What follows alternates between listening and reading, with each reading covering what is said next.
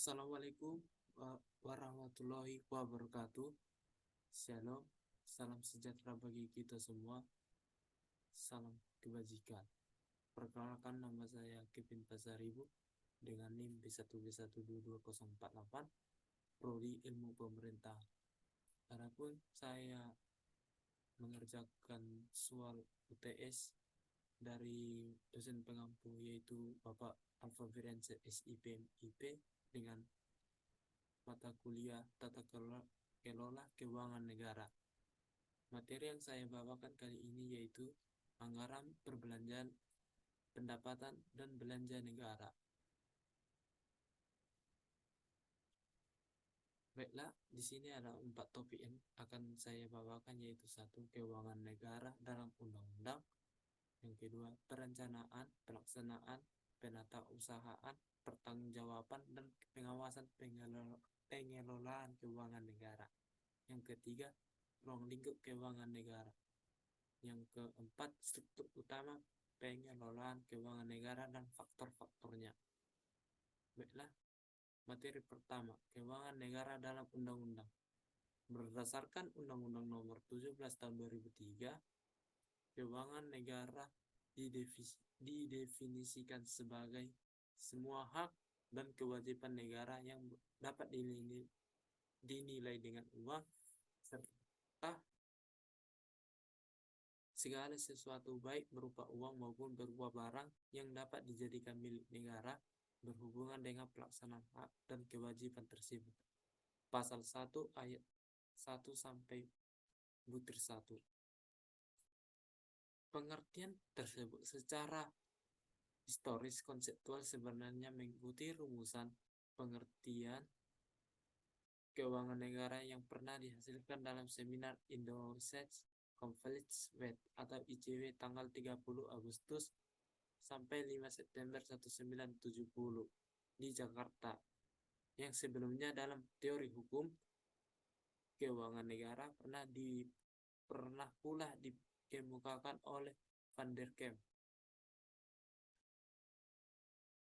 Yang materi kedua, perencanaan pengelolaan keuangan negara. Adapun perencanaan pengelolaan keuangan negara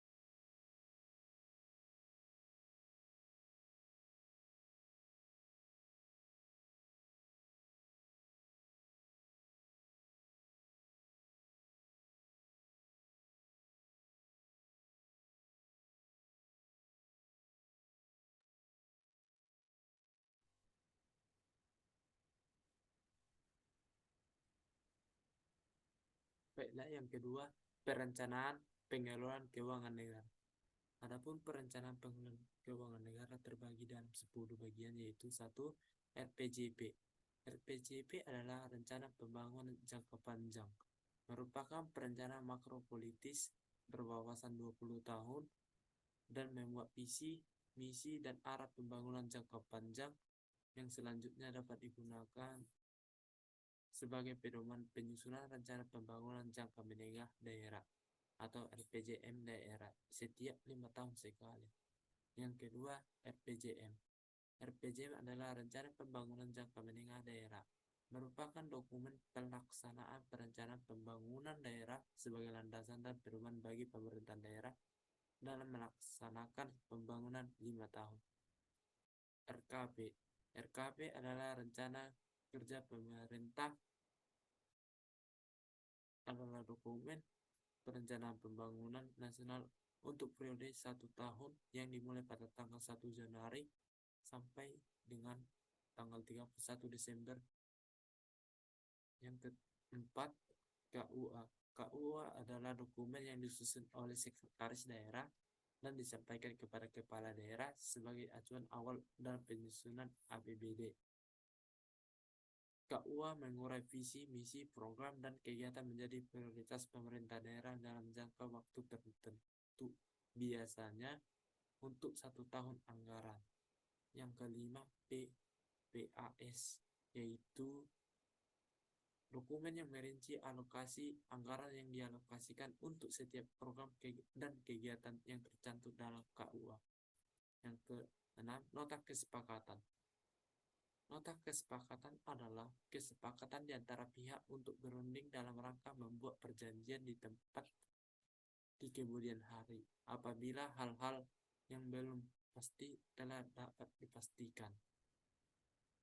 Yang ketujuh, pedoman penyusunan RKA SKPD atau KL adalah suatu pedoman yang menyusun rancangan kerja anggaran yang berisi rencana pendapatan, rencana belanja program, dan kegiatan SKPD lainnya. Yang kedelapan, RKA SKPD. RKA SKPD adalah dokumen perencanaan penganggaran yang berisi rencana pendapatan, rencana belanja program, dan kegiatan SKPD serta rencana pembiayaan sebagai dasar penyusunan APBD. Yang kesembilan, RAPBD, yaitu rancangan anggaran pendapatan dan belanja negara. Yang terakhir, APBN adalah anggaran pendapatan dan belanja negara tahunan pemerintah negara Indonesia yang disetujui oleh DPR atau Dewan Perwakilan Rakyat. APBN berisi daftar sistematis dan terperinci yang memuat rencana penerimaan dan pengeluaran negara selama 1 tahun anggaran. Yang kedua, penatausahaan pengelolaan keuangan negara. Berikut beberapa poin penting.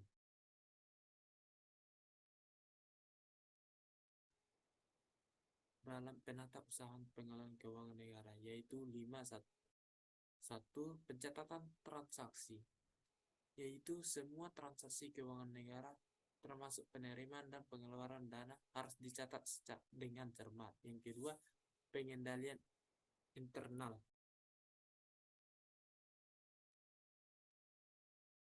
Penatausahaan pengelolaan keuangan negara. Berikut beberapa poin penting dalam penatausahaan pengelolaan keuangan negara, yaitu 1. Pencatatan transaksi, yaitu semua transaksi keuangan negara termasuk penerimaan dan pengeluaran dana harus dicatat dengan cermat.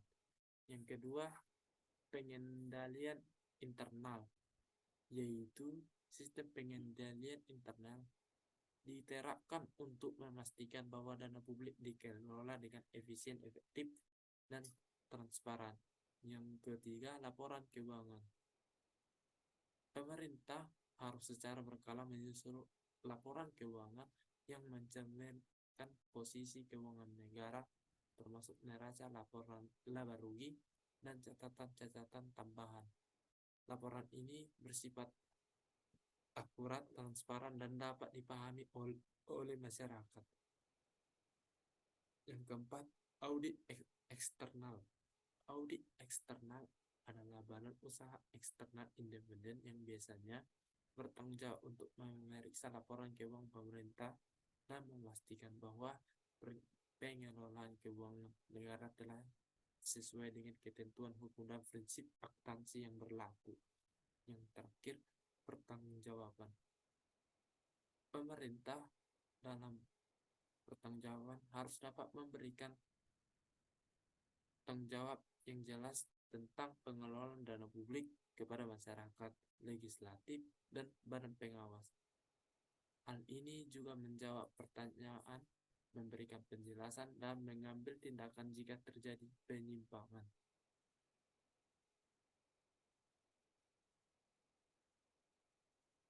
Materi selanjutnya, pertanggungjawaban pengelolaan keuangan negara. Berikut aspek-aspek yang digunakan, yaitu satu, transparansi. Adapun yang dimaksud dengan transparansi yaitu pemerintah harus memberikan informasi yang jelas dan transparansi tentang bagaimana dana publik digunakan. Yang kedua, akuntabilitas, yaitu pemerintah harus bertanggung jawab atas penggunaan dana publik. Yang ketiga, pengawasan, yaitu masyarakat memiliki peran penting dalam pengawasan pengelolaan keuangan negara. Mereka dapat mengawasi pemerintah, memberikan masukan, dan menuntut pertanggungjawaban jikalau ada penyimpangan. Yang terakhir, penegakan hukum. Jika terjadi penyalahgunaan dana publik, hukum harus ditegakkan dan pelaku harus diadili sesuai dengan hukum yang berlaku. Materi selanjutnya, pengawasan pengelolaan keuangan negara. Pengawasan pengelolaan keuangan negara harus dimulai sejak tahap penyusunannya dan harus berakhir pada tahap pertanggungjawabannya. Pengawasan keuangan sendiri memiliki aspek dalam kajiannya, tergantung dari objek, sifat, dan ruang lingkup pengawasannya. Selanjutnya akan saya bahas, yaitu pengawasan berdasarkan objeknya. Pengawasan berdasarkan objek yaitu pengawasan terhadap penerimaan negara. Pengawasan terhadap penerimaan negara meliputi satu, pengawasan terhadap penerimaan pajak, pengawasan terhadap penerimaan non-pajak.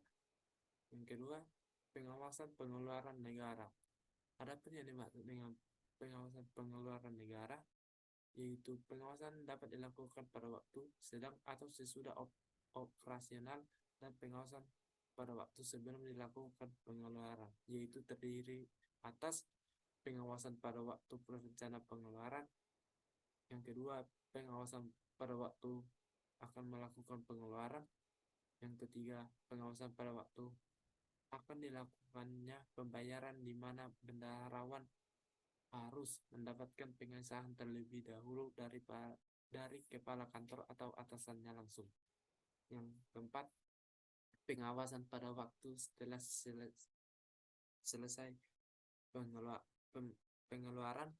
Yang kelima, pengawasan yang dilakukan oleh koordinator atau otorisator, dalam hal ini oleh Biro Keuangan. Yang keenam, pengawasan BPK terhadap SPJ yang telah diperiksa oleh ordonator atau bagian anggaran.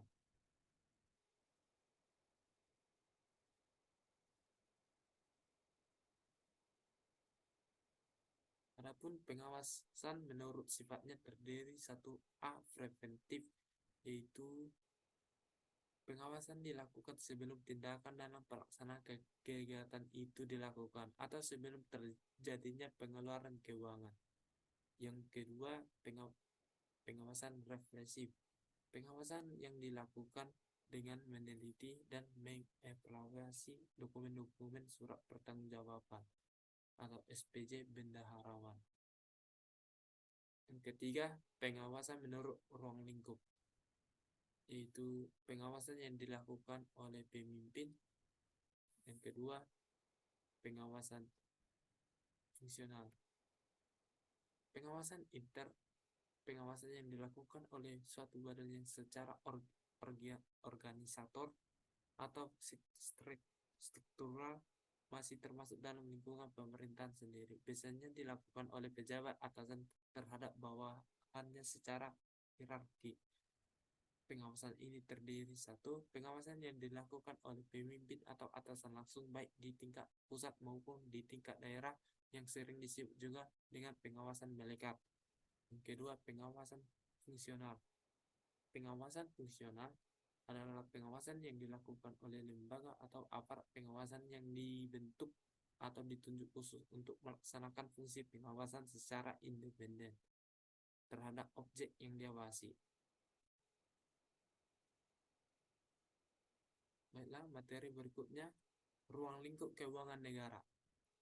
Perumusan keuangan negara dapat ditinjau melalui pendekatan dari sisi objek, subjek, proses, dan tujuan. Dari sisi objek, yang dimaksud dengan keuangan negara meliputi semua hak dan kewajiban negara yang dapat dilihat dengan uang, termasuk kebijakan dan kegiatan dalam bidang fiskal, moneter, dan pengelolaan keuangan kekayaan negara yang dipisahkan, serta segala sesuatu baik berupa uang maupun barang yang dijadikan milik negara berhubungan dengan pelaksanaan hak dan kewajiban tersebut.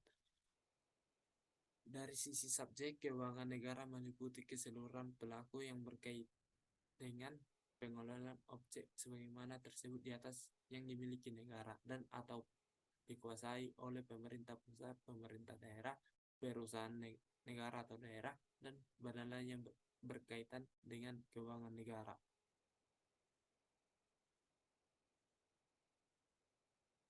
Dari sisi proses adalah seluruh rangkaian kegiatan yang berkaitan dengan pengelolaan objek sebagaimana tersebut, mulai dari perumusan kebijakan dan pengambilan keputusan sampai dengan pertanggungjawaban. Dari sisi tujuan, seluruh kebijakan, kegiatan, dan hubungan hukum yang berkaitan dengan pemilikan dan atau penguasaan objek sebagaimana tersebut di atas dalam rangka penyelenggaraan pemerintahan negara. Baiklah, materi berikutnya yaitu struktur utama pengelolaan keuangan negara dan asumsi. Secara garis besar, struktur APBN adalah yaitu satu, pendapatan negara dan hibah. Kedua, belanja negara. Yang ketiga,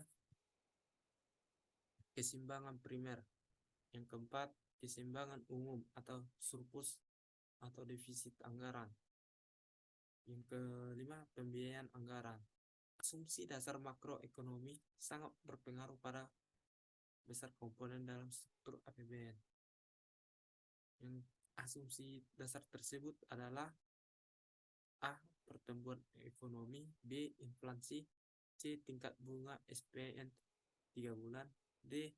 Nilai tukar rupiah terhadap dolar AS, E. Harga minyak mentah Indonesia di pasar dunia, dan F. Produksi atau lifting minyak atau lifting gas. Baru materi selanjutnya, faktor-faktor penentu dalam pengelolaan keuangan negara. Ada 3 faktor, yaitu 1. Pendapatan negara.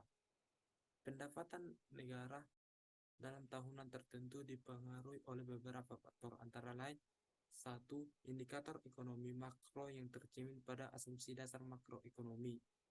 Kedua, kebijakan pendapatan negara. Ketiga, kebijakan pembangunan ekonomi. Yang keempat, perkembangan pemungutan pendapatan negara secara umum. Yang kelima, kondisi dan kebijakan lainnya. Yang kedua, belanja negara. Ada besaran belanja negara dipengaruhi oleh beberapa faktor, antara lain yaitu 1. Asumsi dasar makroekonomi, 2. Kebutuhan penyelenggaraan negara, 3. Kebijakan pembangunan, 4. Risiko yaitu bencana alam, dampak krisis global. Yang kelima, kebijakan stimulus fiskal. Yang terakhir, kondisi dan kebijakan lainnya. Yang ketiga, pembiayaan, yaitu besaran pembiayaan dipengaruhi oleh beberapa faktor, antara lain 1. Asumsi dasar makroekonomi, 2. Sumber dan kebutuhan pembiayaan, terakhir kondisi dan kebijakan lainnya. Baiklah, cukup sekian dari hasil presentasi saya ucapkan terima kasih.